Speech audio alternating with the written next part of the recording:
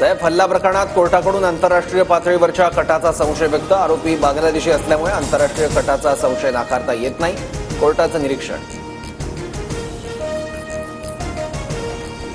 सैफवरील हल्ल्याप्रकरणी आरोपी मोहम्मद शहजादला 5 दिवसांची पोलीस कोठडी. गुन्ह्याची गंभीरता पाहता आणि तपास प्राथमिक टप्प्यात असल्यानं कोर्टाकडून आरोपीला पोलीस कोठडी. सैफवर हल्ला करणारा आरोपी मोहम्मद शहजादकडे बांगलादेशची कागदपत्र. आरोपी 6 महिन्यांपूर्वी मुंबईत आला. विजयदास नावाने वास्तव्य करत असल्याची मुंबई पोलिसांची माहिती. आरोपी मोहम्मद शहजाद बांगलादेशी असल्याचं अजून सिद्ध झालं नाही. आरोपी 7 वर्षांपासून मुंबईत राहतोय, आरोपीच्या वकिलाचा दावा.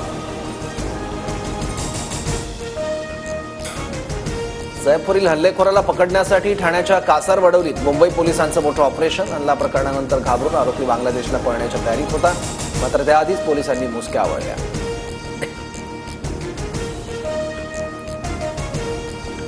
हल्लेखोराच्या अटकेसाठी 200 पोलिसांच्या पथकानं सापळा रचला. रात्री 3 वाजता ठाण्याच्या जंगलात अटकेचा थरार. अंगावर झाडाची पानं आणि गवत पांघरून आरोपी लपला होता.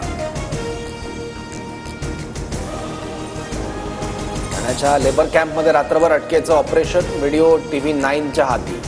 मध्यरात्री लेबर कॅम्पमध्ये पोलिसांकडून चौकशी.